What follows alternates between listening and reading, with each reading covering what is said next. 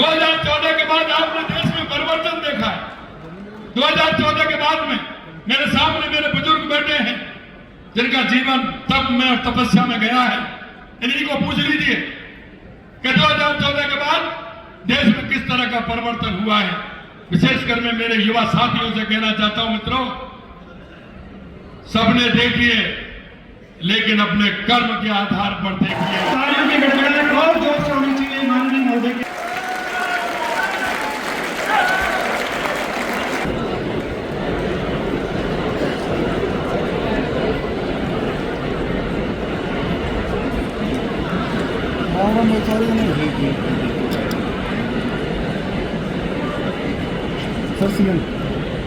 सभी को नमस्कार।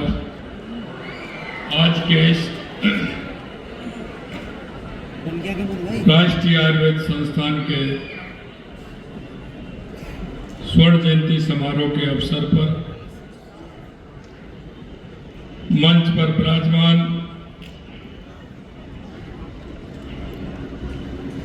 राज्य मंत्री स्वतंत्र प्रभार आयुष मंत्रालय एवं स्वास्थ्य एवं परिवार कल्याण मंत्रालय भारत सरकार, श्री प्रताप राव जी यादव साहब,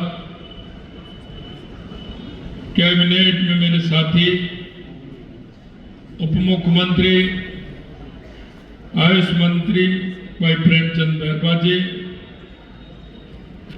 विधायक हवा महल श्री बाल मुकुंदाचार्य जी,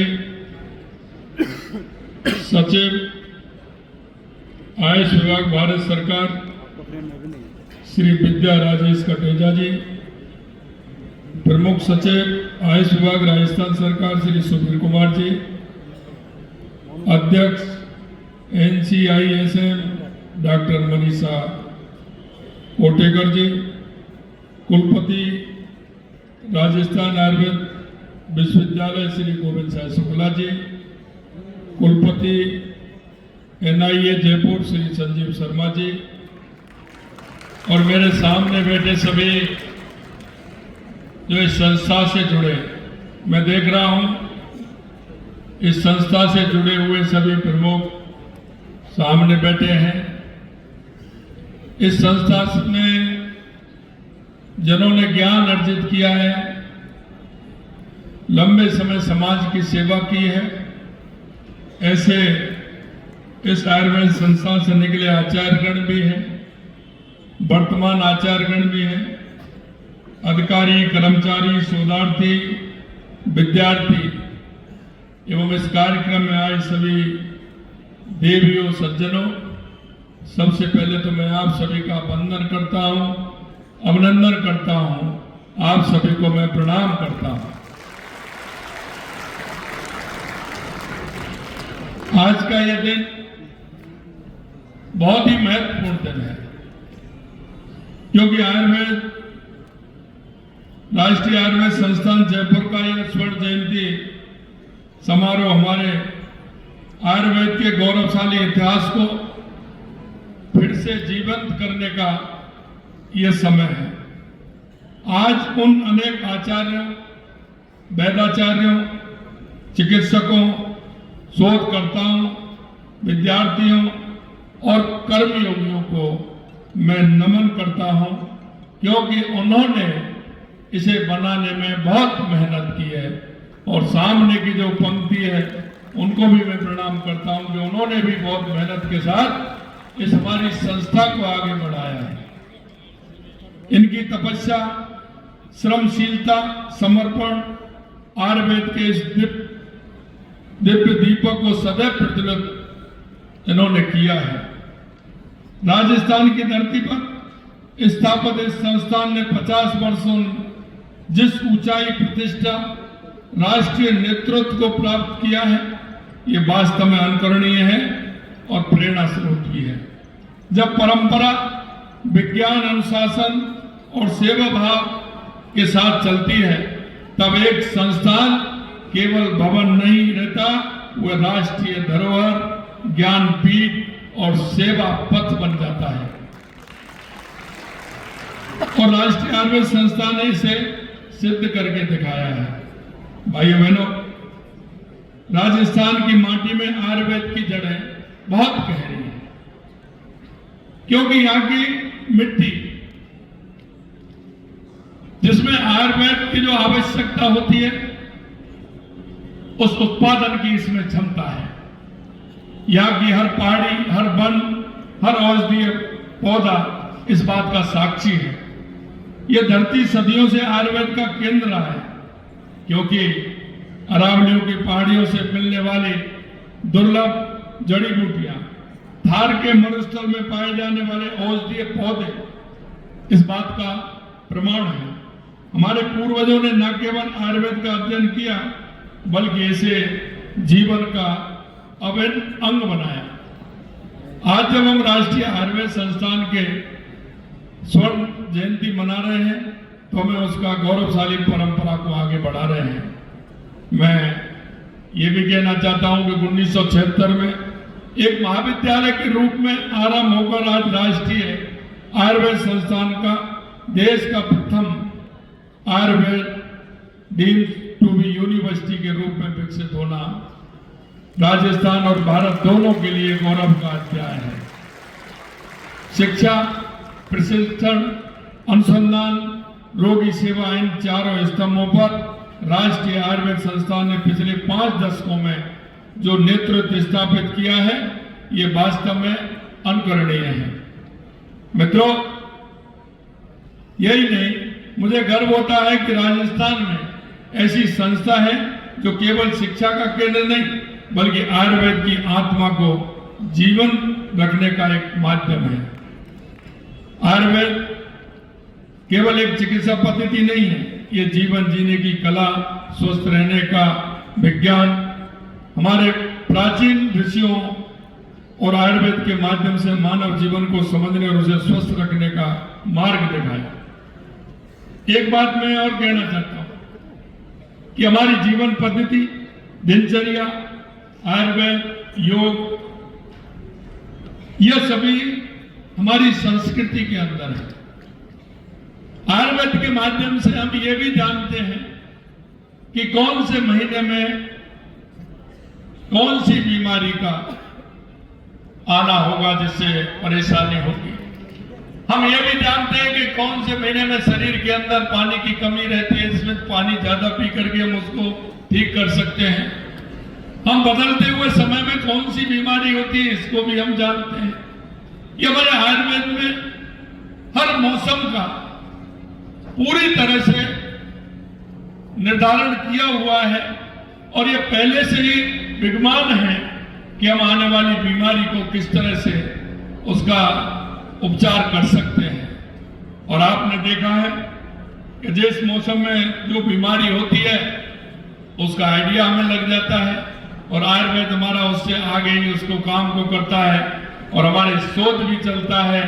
और मैं धन्यवाद देना चाहता हूं देश के यशस्वी प्रधानमंत्री नरेंद्र मोदी जी को, जो उन्होंने हमारा आयुष डिपार्टमेंट को और योग दुनिया में पहुंचाने का काम किया है।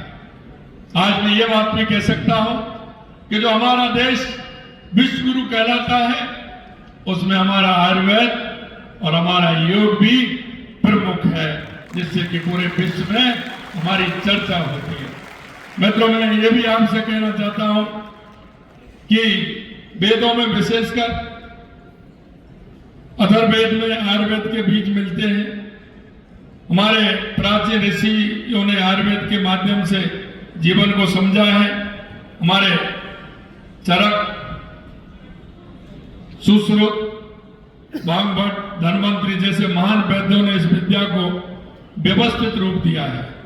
चरक संहिता में कहा गया है कि शरीर मार्गम खलु धर्म साधनम, अर्थात शरीर धर्म का प्रथम साधन है। बिना स्वस्थ शरीर के ना धर्म को प्राप्ति हो सकती है, ना अर्थ की, ना काम की, ना मोक्ष की। यह श्लोक आयुर्वेद के मूल दर्शन को प्रकट करता है। स्वास्थ्य ही जीवन का आधार है। यह शरीर, मन और आत्मा को एक समग्र इकाई मानता है, और सुश्रुत को जो आज पूरा विश्व शल्य चिकित्सा का जनक मानता है। पंचकर्म, रासायन चिकित्सालय, दिनचर्या, ऋतुचर्या, ये सब आयुर्वेद के ऐसे सिद्धांत हैं जो आज के तेज रफ्तार में और भी प्रशंसित हो जाते हैं। साथियों, माननीय प्रधानमंत्री नरेंद्र मोदी जी की दूरदर्शी सोच आयुर्वेद को विज्ञान सम्मत वैश्विक और भविष्य उन्मुख स्वास्थ्य व्यवस्था के रूप में स्थापित करना। उनका स्वप्न है heal in India, heal for India, यानी भारत में उपचार और भारत के द्वारा उपचार। ये माननीय प्रधानमंत्री जी के नेतृत्व में, प्रधानमंत्री जी के नेतृत्व में भारत सरकार ने आयुर्वेद को वो सम्मान और महत्व दिया है जिसकी ये विद्या हकदार थी। एक अलग आयुष मंत्रालय की स्थापना की गई। यह एक ऐतिहासिक कदम था। इससे पहले आयुर्वेद को यह संस्थागत सहयोग नहीं मिल पाता था जो इसके विकास के लिए जरूरी था। आयुष मंत्रालय के गठन से आयुर्वेद, योग, यूनानी, सिद्ध एवं होम्योपैथिक जैसी पारंपरिक चिकित्सा पद्धतियों को नई ऊर्जा मिली है। प्रधानमंत्री जी ने संयुक्त राष्ट्र में अपने प्रयासों से 21 जून को अंतर्राष्ट्रीय योग दिवस घोषित किया और इससे न केवल योग बल्कि पूरी भारतीय चिकित्सा परंपरा को विश्व मंच पर एक नई पहचान मिली है। आयुर्वेद संस्थान में निवेश बढ़ाया गया, आयुर्वेद संस्थान का विस्तार किया गया। कोविड-19 महामारी के दौरान भी आयुष, क्लोथ, च्यवनप्राश और गिलोय जैसी आयुर्वेदिक औषधियों ने लाखों लोगों को रोग प्रतिरोधक क्षमता बढ़ाने में अहम भूमिका निभाई थी। जब हम देखते थे कोविड में हर व्यक्ति जान गया था, उसे आयुर्वेद का पूरी तरह से जानकारी मिल गई थी, गिलोय को उपयोग में लेता था और प्रतिदिन घर में चाय के स्थान पर सुबह शाम काढ़ा बनने लग गया था, जिसको आप कहते हैं पीने के लिए तो उनके मन में सच्चा आती है, लेकिन उस समय वो अपने हाथ को आगे कर देते थे कि मुझे भी काढ़ा लेना है। इसमें आयुर्वेद का बहुत बड़ा योगदान है। हमारी राज्य सरकार ने भी हमेशा आयुर्वेद के संवर्धन और उसके जन स्वास्थ्य में व्यापक उपयोग को प्राथमिकता दी है।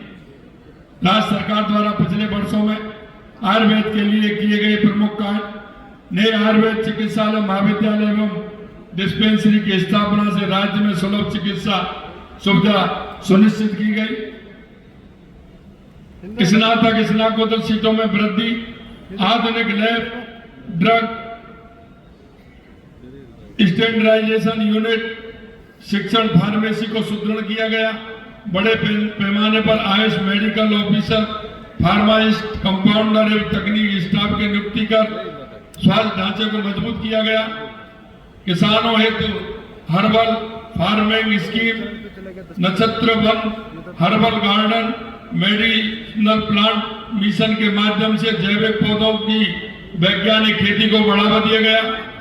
इम्यूनिटी बूस्टर किट, काढ़ा वितरण, मोबाइल आयुष वैन, सामुदायिक आउटरीच से लाखों लोगों को लाभ पहुंचाया गया। स्कूलों और पंचायतों, जिला मुख्यालय में योग शिविर, महिला स्वास्थ्य कार्यक्रम, निरोगी राजस्थान अभियान को गति दी गई। पंचकर्म, काया चिकित्सा, प्रसूति तंत्र, बाल रोग और शल्य कर्म इकाइयों को आधुनिक उपकरणों एवं प्रशिक्षित मानव संसाधन से मजबूत बनाया गया। हमारी सरकार ने सदैव आयुर्वेद को बढ़ावा देने के लिए प्रतिबद्धता दिखाई है, चाहे आयुर्वेद अस्पतालों का विस्तार हो, पंचकर्म इकाइयों का सुदृढ़ीकरण हो, दवाखानों का आधुनिकीकरण हो, शिक्षा एवं अनुसंधान के नए अवसर हो। हम आयुर्वेद को जन स्वास्थ्य की मुख्य धारा में आगे बढ़ाने के लिए निरंतर कार्य कर रहे हैं। हमारी सरकार ने इस दिशा में राष्ट्रीय आयुर्वेद संस्थान को हर आवश्यक सहयोग प्रदान करती रहेगी। आइए आज हम सब संकल्प लें कि राष्ट्रीय आयुर्वेद संस्थान को अगले 25 वर्षों में वैश्विक आयुर्वेदिक शिक्षा केंद्र, उच्च स्तरीय अनुसंधान संस्थान और विश्व स्तरीय रोगी सेवा मॉडल के रूप में स्थापित किया जाए। मैं इस पावन अवसर पर राष्ट्रीय आयुर्वेद संस्थान के सभी आचार्यों, अधिकारियों, कर्मचारियों, शोधार्थियों, विद्यार्थियों, पूर्व छात्र, सहयोगियों को हार्दिक बधाई और मंगल कामनाएं देता हूं। और आपसे ये भी कहना चाहता हूं, अभी यहाँ के जमीन के बारे में हमारे केंद्रीय मंत्री जी ने जिक्र किया। क्योंकि जब हमारे केंद्रीय मंत्री जी इसकी चिंता कर रहे हैं तो इससे बड़ी बात हमें क्या हो सकती है। इसलिए मैं कहना चाहता हूं, हमारे शासन सचिव और हमारे इसके आयुर्वेद संस्था के प्रमुख हमारे संजीव जी को कि वो मेरे अधिकारियों से मिलकर के जहां आयुर्वेद का अच्छा बड़ा सेंटर बन सकता है उसके लिए, क्योंकि यहां तो मुझे पता है कि जगह की बहुत कमी है और यहाँ आगे इसका विस्तार भी, क्योंकि ये तो बहुत पुराना हमारा अस्पताल है। यहाँ भी जयपुर में आपको स्थान बढ़िया अच्छा लगे और वो उसमें ये महसूस भी हो कि आयुर्वेद संस्थान यहाँ अच्छे स्थान पर है। वहां आप मेरे अधिकारियों से मिलकर के आप स्थान देख लेना। हमारी सरकार निश्चित रूप से जगह की व्यवस्था करेगी।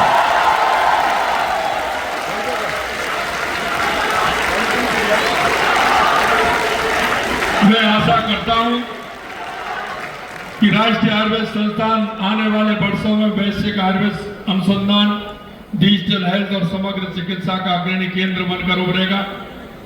इस स्वर्णिम यात्रा के लिए संस्थान के सभी आचार्यगण, वैज्ञानिकों, विद्यार्थी और कर्मयोगियों को हार्दिक शुभकामनाएं देता हूं। लेकिन अंत में मैं कुछ बात भी कहना चाहता हूं। मैं ये कहना चाहता हूं कि RGHS के माध्यम से हमने हमारे ऐसे जो रिटायरमेंट वाले हैं या हमारे कर्मचारी अधिकारी हैं उनको कुछ व्यवस्थाएं दी है। हम चाहते हैं कि उनको ठीक प्रकार से स्वास्थ्य ठीक रहेगा तो हमारा संस्थान भी ठीक चलेगा। लेकिन कभी कभी मेरे को देखने में आता है कि उसका उपयोग कम और दुरुपयोग ज्यादा होता है। और मुझे कहने में कोई हिचक नहीं है। मैं मेरे उन संस्थान के माध्यम से उन सभी को कहना चाहता हूं आयुर्वेद कि हमारे जितने भी वैद्य हैं, चिकित्सा के जितने भी हमारे अधिकारी हैं, क्या उसका उपयोग ठीक प्रकार से लीजिए। उसका उपयोग जिसको आवश्यकता है उसको लीजिए। जो आपके इस चिकित्सालय में आता है उसकी ठीक प्रकार से सेवा हो। लेकिन कुछ चीजों पर मेहरबानी भी करिए। पिछले दिनों में देख रहा था किसी ने एक कर्मचारी को 75 डिब्बा किसके, आप सभी को पता है इसका मतलब। भाई 75 डिब्बा जब चमनप्राश के एक ही व्यक्ति को लिखेगा तो मैं इसको क्या मानूं। और आपसे भी कहना चाहता हूं, आप उसको क्या मानते हैं। मैं आपसे एक ही बात कहना चाहता हूं, हमारी सरकार खुले दिल से पूरा काम करना चाहती है, लेकिन जब इस तरह की गड़बड़ियां होती है, पंचकर्म 25 साल और 30 साल का एक नौजवान पंचकर्म कराने के लिए जा रहा है और वो महीने में 4 बार। अरे भाई ऐसा तो मत करिए। मैं उन डॉक्टरों से भी कहना चाहता हूं, अगर उसको ही कराना है तो बताइए, क्योंकि वो नजदीक में कहीं सर्विस दे रहा होगा, उसका पंचकर्म तो वैसे ही हो जाएगा। हमारे पश्चिमी राजस्थान में बहुत से ऐसे स्थान हैं जो आने जाने में ही पंचकर्म हो जाएगा, उसको वहां लगा देते हैं। उसको पंचकर्म की क्या आवश्यकता है। मेरे भाई और बहनों, मैं एक ही बात आपसे कहना चाहता हूं, आपकी हर समस्या का समाधान हमारी सरकार की गारंटी है, लेकिन जनता के कार्यों को देख करके उनके स्वास्थ्य की गारंटी आपकी होनी चाहिए।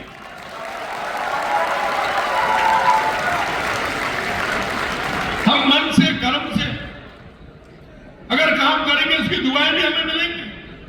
लेकिन इस तरह हम क्या करना चाहते हैं। और ये भी मैं कहना चाहता हूं, अब वो जमाना नहीं रहा जो पता नहीं लगे। मैं एक भी बात और कहना चाहता हूं, जो ये कह रहे हैं कि मेरे को कोई देख नहीं रहा है, उसको देखने वाले भी हैं। आज वो नहीं है। मैं हर जगह कहता हूं कि कैमरा लगा हुआ है, सभी जगह कैमरा लगा हुआ है, सभी को देख रहे हैं, सभी नजर में आ रहे हैं। मैं आज मैं आपसे यही कहना चाहता हूं, मेरे भाइयों, हमें इस भारतवर्ष को आगे ले जाना है।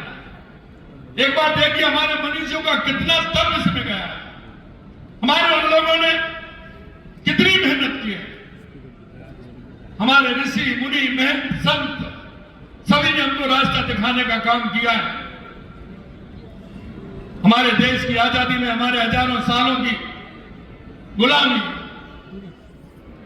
कभी हुण आए, कभी कुषाण आए, कभी इस्लाम आया, कभी अंग्रेज आए, इस देश को क्या किया। अरे आज मौका आया है। स्वामी विवेकानंद जी ने कहा था 1893 में कि 21वीं सदी भारत की होगी। मित्रों, मैं यही कहना चाहता हूं, उस नरेंद्र ने कहा था और ये नरेंद्र करके बता रहा है, ये आपके साथ में। है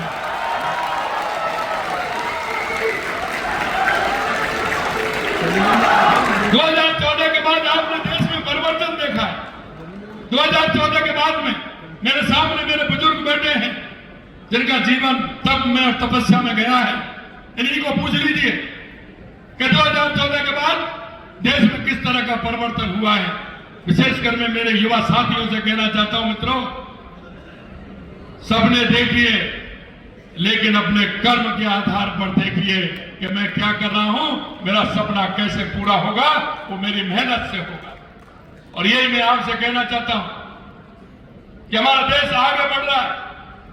यह वो समय है कि आपने देखा कि 2014 से पहले भारत की अर्थव्यवस्था 11वें पायदान पर थी।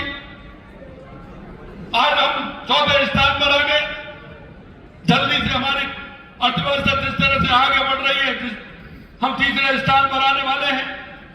आपने देखा जिसने 200 वर्षों तक हम पे हुकूमत की, अर्थव्यवस्था में हमसे पीछे है। जो अपने आप को अग्रणी मानता है, आज के समय में जापान, वो भी हमसे पीछे है। इसलिए मेरे युवा साथियों, मैं आपसे कहना चाहता हूं कि हमारा आयुर्वेद, ये हमारे ऋषि मुनियों, साधु संतों की देन है, ऐसे महान लोगों की देन है। इसमें हम कैसे शोध कर सकते हैं, इसको कैसे आगे बढ़ा सकते हैं, जन जन में इसका लाभ कैसे मिल सकता है।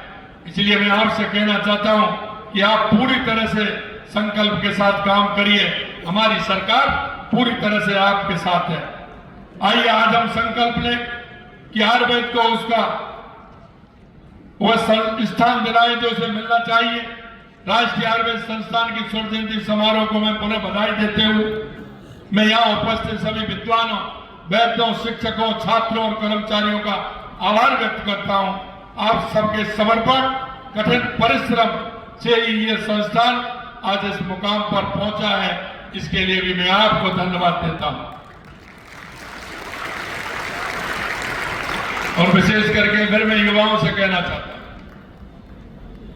आपने देखा था 5 साल पहले हमारे युवाओं की क्या स्थिति होती थी। पहले 5 साल में कांग्रेस के राज में होती कि नहीं होती। अब मैं आपसे कहना चाहता हूं, 2 साल हो गए, एक भी पेपर लीक हुआ क्या? अब बताइए, एक भी पेपर लीक हुआ क्या? और मैं ये भी कहना चाहता हूं, अब तक 1 लाख नियुक्ति पत्र दे दिए, 1,53,000 प्रक्रियाधीन है।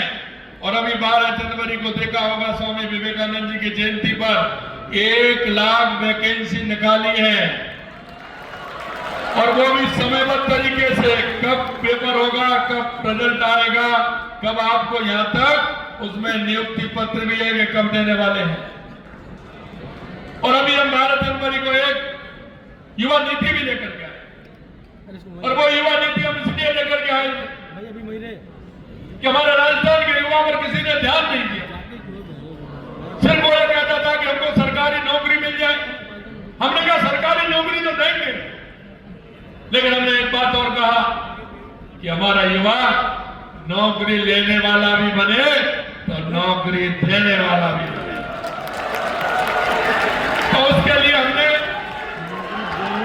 युवा नीति में हम लेकर के आए हैं कि आपका जो प्रोजेक्ट होगा,